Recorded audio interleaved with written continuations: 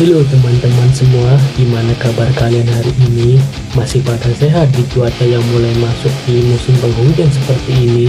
Kali ini saya akan merangkum sebuah film yang dirilis pada tahun 2013. Film ini mengisahkan tentang seorang anggota polisi yang sudah pensiun dari masa tugasnya, namun harus kembali mendapatkan gangguan dari kelompok geng motor yang sempat berseteru dengan dirinya di masa lalu. Tanpa perlu banyak omong di awal, langsung saja inilah dia, Homefront.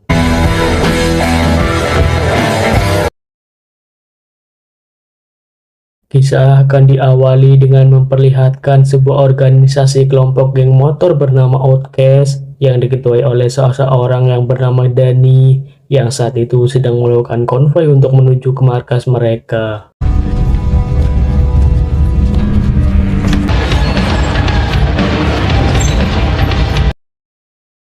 Sampai di markas, ternyata tempat tersebut bukan hanya sekedar dijadikan tempat nongkrong mereka, melainkan juga dijadikan sebuah tempat pembuatan barang haram yang mampu memproduksi barang dengan jumlah banyak dan sudah siap untuk diedarkan ke berbagai wilayah. This batch will yield 30 pounds. Moved. We Set Dalton? Yeah, all good. Same plane, same pilot, same price. Good. Let's start packing this shit up. We're out of here in 30 minutes. Di sekitar area markas geng motor Outcast juga sudah ada para polisi yang sudah memantau aktivitas yang mencurigakan dari geng motor Outcast ini dan langsung masuk ke dalam markas untuk melakukan penyergapan di tempat pembuatan barang haram tersebut.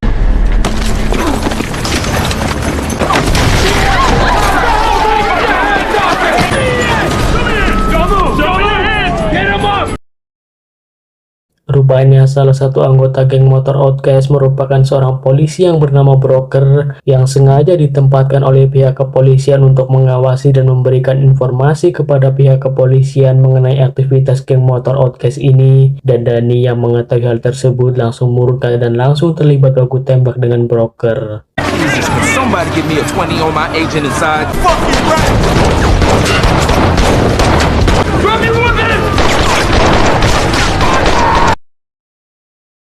Dani dan seorang anaknya yang bernama Jojo mencoba untuk melarikan diri dari kejaran para polisi, namun bapak polisi meminta agar semua anak buahnya yang ditugaskan dalam misi ini untuk menutup akses jalan untuk mempersempit gerak-gerik Dani. Towards MLK. Agent in pursuit. I repeat, agent in pursuit. Broker yang tak tinggal diam langsung bergerak untuk mengikuti mobil yang dibawa oleh Dani dan melakukan aksi heroik dengan menabrakkan motor yang dikendarainya ke arah mobil Dani yang menyebabkan Dani berhasil ditangkap.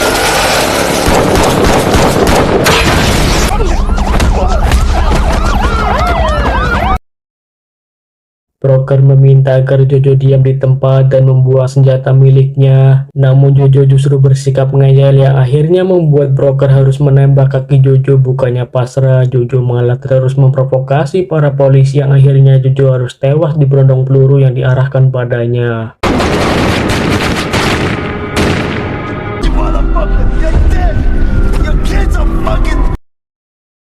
2 tahun kemudian, scene film beralih ke sebuah taman kanak-kanak di mana di sana ada seorang putri dari Broker yang bernama Maddie yang saat itu sedang asik melakukan aktivitas layaknya anak-anak seumurannya, yaitu bermain.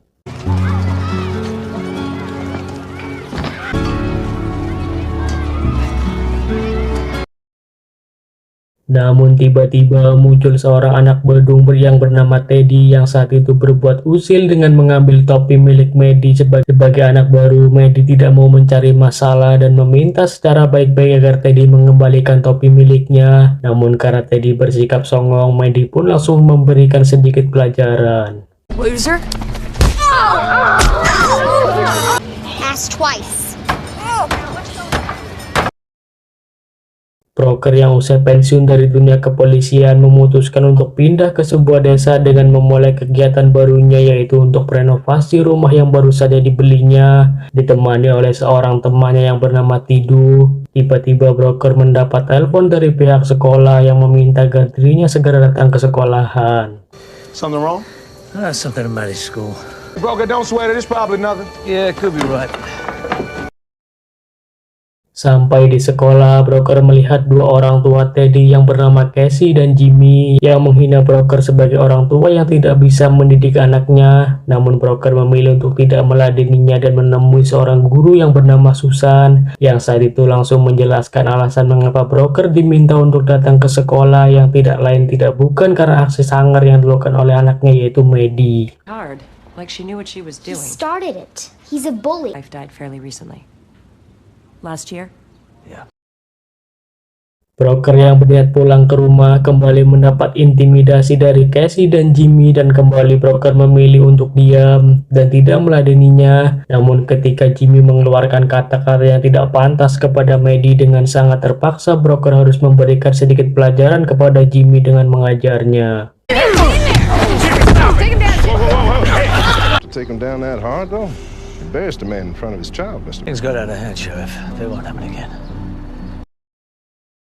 Dalam perjalanan pulang, Casey terus mengejek Jimmy lantaran Jimmy dianggap sebagai seorang pengecut karena tidak bisa memberikan perlawanan saat baku hantam dengan broker. Casey memberikan ancaman pada Jimmy jika dirinya akan melaporkan kejadian ini kepada kakaknya. Him, the motherfucker that put you down. You forget him? Gotta see my brother. Let's just keep this a family. Skin beralih dengan memperlihatkan seorang laki-laki yang bernama Gator yang merupakan seorang kakak dari Casey yang berprofesi sebagai seorang pembuat barang haram yang saat itu memergoki para remaja yang sedang berkumpul dan berpesta sabu di pondok miliknya. Gator tanpa ragu-ragu langsung menghajar remaja tersebut sebelum meminta mereka untuk meninggalkan pondok miliknya. Get the fuck out of here! Go!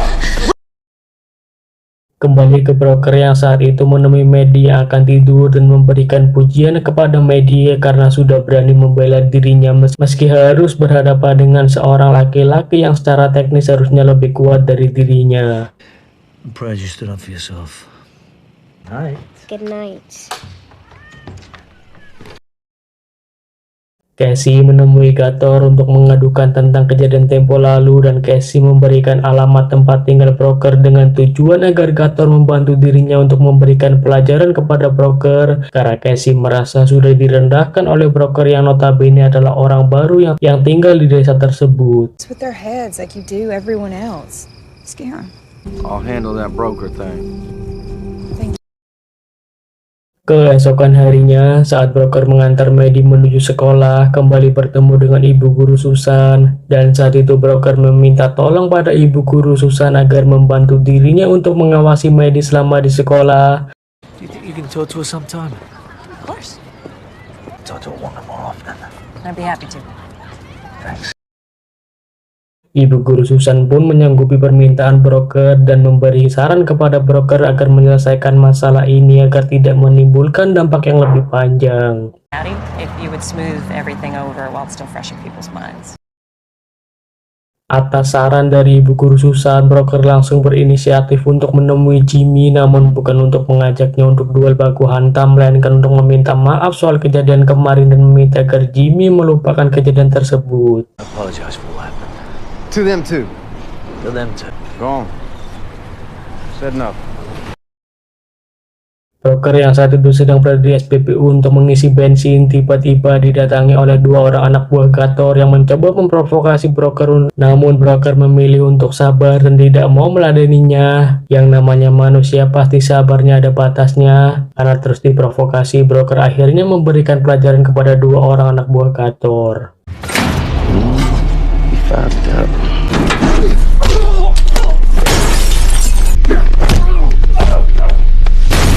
Who put you up to this? Nobody. Broker yang dalam perjalanan pulang tiba-tiba diikuti oleh sheriff setempat yang meminta broker untuk turun dari mobil guna mendapatkan informasi dari broker mengenai kejadian di SPBU tadi. Bapak sheriff merasa curiga jika broker bukan orang sembarangan pun mencoba menanyai siapa sebenarnya sosok broker ini. What are you, son? Ex-military, ex-law enforcement, ex-what? You have got my attention, son. Gator mendatangi kediaman broker yang saat itu sedang berkuda dengan Maddie, dan Gator berhasil menyelinap masuk ke dalam rumah broker dan menemukan data diri milik broker, lalu membawanya pergi bersama dengan kucing dan boneka kesayangan Maddie.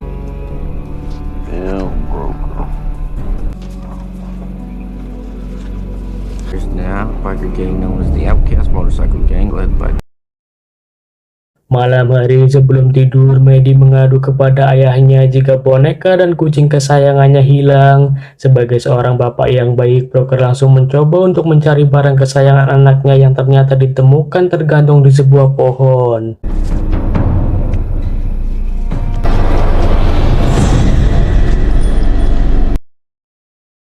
Gator menghubungi pacarnya yang bernama Cheryl agar segera datang ke rumah dengan tujuan untuk meminta jatah dan meminta agar Cheryl mendekati kelompok geng motor Outcast untuk memberikan informasi tentang broker yang akan ditukarkan dengan permintaan agar geng motor Outcast mau membantu memperluas pemasaran barang haram yang dikelola oleh dirinya. You're giving Danny this guy as a gift, as a favor. That fuck narc.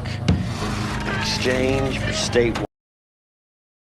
Broker yang sudah dalam kondisi emosi langsung menemui Jimmy guna memberi peringatan agar Jimmy tidak main-main dengan dirinya, dan broker meminta agar Jimmy mengembalikan barang kesayangan anaknya hari ini juga. Yang pasti broker sudah salah sasaran karena yang melakukan hal tersebut bukanlah Jimmy melainkan Gator. I want my kid's cat back.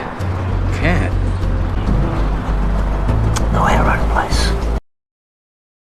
Malam harinya, Cheryl bertemu dengan seorang pengacara Danny untuk memberikan informasi mengenai data diri broker dan meminta agar si pengacara tersebut memberikan informasi tersebut kepada Danny yang saat itu sedang mendekam di balik penjara. She says. This guy killed my fucking kid. Take care of this for me.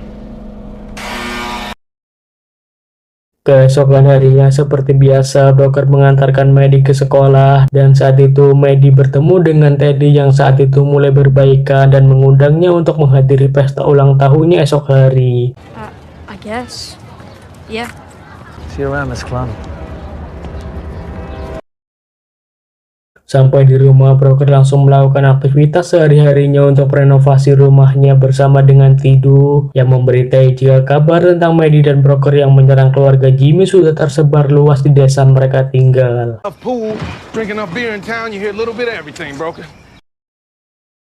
Tidu mengingatkan broker meski broker sudah berbaikan dengan Jimmy, namun hal tersebut tidak menjamin akan baik-baik saja lantaran adanya sosok Gator yang dikenal sebagai seorang yang bengal dan dianggap sebagai orang yang kuat karena memiliki koneksi dengan Papa Sheriff yang selalu mendapat jatah uang dari hasil penjualan barang haram milik Gator. These rednecks, and I think you ought to know who you fucking with. And him and Sheriff Keith got it all figured out. You see, Gator snitches for nothing. But you remember what I told you. Cheryl yang berada di sebuah kafe sudah mengatur COD-an untuk bertemu dengan perwakilan geng motor Outcast yang diwakili oleh seseorang yang bernama Cyrus. Dan saat bertemu, Cyrus menanyakan sebenarnya apa niat dari Cheryl sehingga dirinya mau memberikan informasi soal broker. Did you get him? You want what exactly? It's a gift. Oh, it's a gift. It's a gift. Cheryl mengungkapkan keinginannya dan meminta agar Cyrus menyetujuinya terlebih dahulu. Namun Cyrus meminta agar Cheryl memberitahu dulu di mana keberadaan broker baru dia mau menyetujui keinginan Cheryl. Seconds before I drill your fucking skull into this table and then into the floor. You understand? Where is the narc? Gator menemui Casey untuk memberitahu jika dirinya sudah melakukan apa yang diinginkan oleh Casey, yaitu memberikan pelajaran kepada broker. Di saat bersamaan, Casey yang seorang pecandu meminta agar Gator memberikan barang haram miliknya, namun Jimmy yang melihat hal tersebut meminta agar Gator tetap memberikan barang haram tersebut kepada istrinya. Hey, that I dealt with broker, girl's father. Oh. Now you need to stop giving that shit to my wife. Maybe you should do a better job taking care of her. Broker dihubungi oleh rekannya yang bernama Randy untuk memberitahu informasi mengenai latar belakang sosok Gator yang memiliki track record dalam tindakan kriminal. Dan untuk seorang Cheryl, ternyata dirinya dulu adalah seorang mantan anggota geng motor yang berafiliasi dengan geng motor Outcast. Cheryl Marie Mott, ex-biker groupie from Shreveport. All of a sudden, Danny T skank is hanging out in Rayville. Broker mendatangi sebuah kafe untuk menemui Gator guna memberikan peringatan pada Gator jika dirinya memiliki masalah dengan broker, maka jangan pernah libatkan Maddie dalam masalah ini. Dan broker mengingatkan agar Gator jangan pernah sekali lagi mencoba menyusup masuk ke dalam tempat tinggal miliknya. Keep it there. I don't want my kid involved. If it comes around again, you'll find me standing in it. Broker langsung mendatangi gudang tempat pembuatan dan penyimpanan narkoba milik Gator untuk masuk ke dalam dan menemukan barang haram yang sudah siap diedarkan oleh Gator. Dan broker langsung mengatur rencana dengan membuat beberapa jebakan yang akan digunakannya nanti.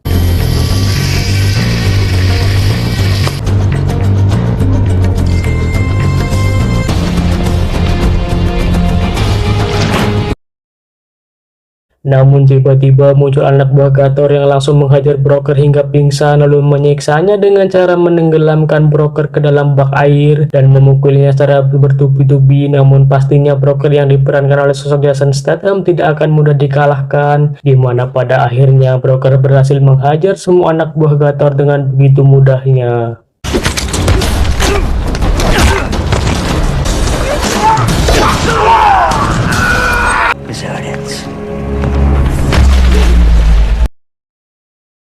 Sampai di rumah, broker langsung meminta agar Maddie bersiap-siap untuk meninggalkan tempat tinggal mereka lantaran sudah dalam kondisi yang tidak aman. Namun Maddie menolak ajakan broker dan langsung ngambek meninggalkan broker tetapi tanpa membanding pintu.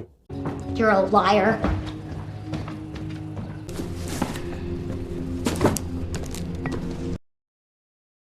Di sisi lain, Cyrus dan anak buahnya langsung menemui Gator dan meminta agar Gator ikut dengan mereka untuk menunjukkan tempat tinggal broker. Namun karena Gator menolak untuk ikut, akhirnya Cyrus membawa Cheryl yang akan digunakan sebagai penunjuk jalan mereka menuju rumah broker. What's the way, Gator? No, I'm not going. Nah, she's gonna show us the way. I'll bring her back. Broker meminta tolong Pat Didu untuk membantu dirinya mengangkut kuda-kuda yang dimilikinya ke dalam mobil yang sudah disiapkan. Namun tiba-tiba muncul anak buah Cyrus yang memergokinya dan akhirnya membuat keduanya terlibat adegan baku hantam.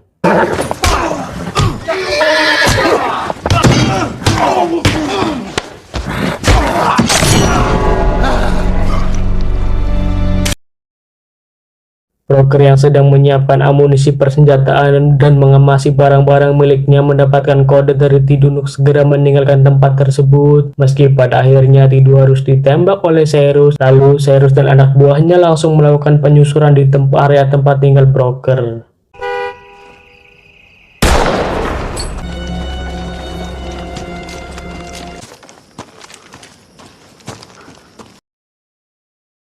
Broker langsung membawa Maddie ke tempat yang aman untuk bersembunyi dan meminta agar Maddie menghubungi polisi agar datang ke lokasi, sementara broker harus keluar rumah untuk terlibat aksi baku tembak dengan anak buah Cyrus.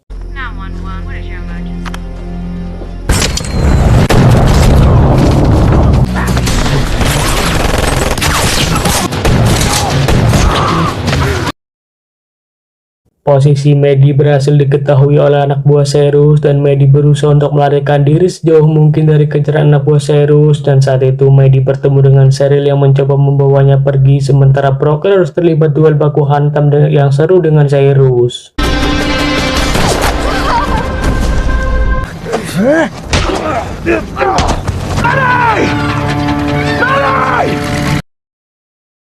Tiba-tiba muncul para polisi yang langsung meminta penjelasan tentang apa yang sebenarnya terjadi. Broker memberikan penjelasan jika ada segerombolan orang yang menyerang dirinya dan menculik putrinya. Lalu broker meminta agar polisi menyiapkan tim medis untuk memberikan pertolongan kepada Tidu.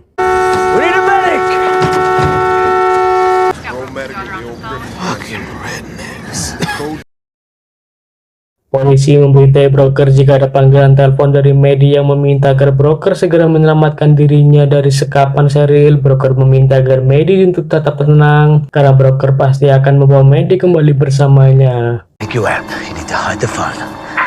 Look for something to let. Daddy, we're stopping. I'm really scared. Please.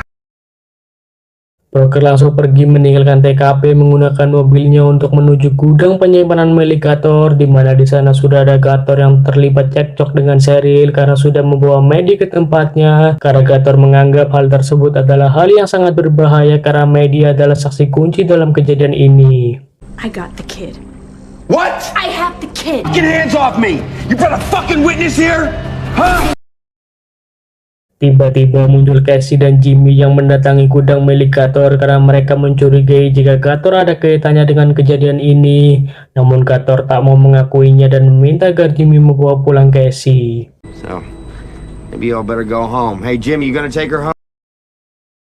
Nah, masih ingat dengan jebakan yang dipasang oleh broker di adegan awal tadi? Disinilah jebakan tersebut berfungsi dengan baik ketika Casey tidak sengaja menyalakan saklar lampu yang pada akhirnya membuat pondok tempat penyimpanan dan pembuatan barang haram milik Gator terbakar habis, yang menyebabkan terjadi perdebatan antara Casey dan Gator yang berakhir dengan Casey yang mengalami luka tembak yang dilakukan oleh Gator sendiri.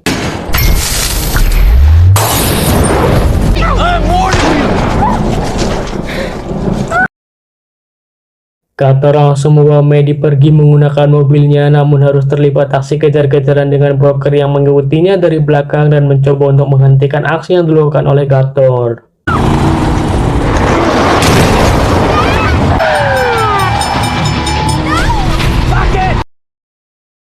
Mobil yang dikendarai broker harus mengalami sedikit insiden yang membuat mobil tersebut sampai terbalik yang menyebabkan broker sedikit mengalami luka, namun gobloknya Gator bukannya langsung menembak broker, dirinya justru malah harus terlibat adu bacot dengan Maddie yang notabene adalah anak kecil. Oh, please, don't hurt him! Daddy!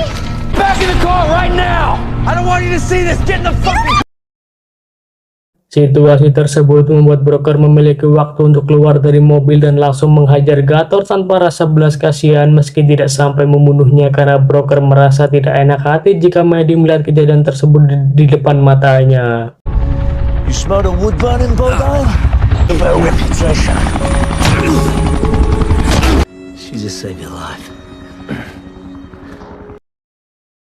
Dan di akhir film, usai kejadian tersebut, semua orang yang terluka mendapatkan perawatan, sementara Cheryl dan Gator harus dibawa oleh pihak kepolisian dan broker mendatangi kantor polisi guna menemui Danny yang sedang mendekam di balik jeruji besi. See you on the outside, Danny. I'll be waiting. Dan film pun tamat. Sebuah film yang sangat seru dan menyajikan adegan baku hantam yang sangat bagus, jadi mungkin bisa menjadi rekomendasi bagi kalian untuk menyaksikannya. Sekian review film kali ini, saya Udin melaporkan dari rumah, sampai jumpa di video-video berikutnya.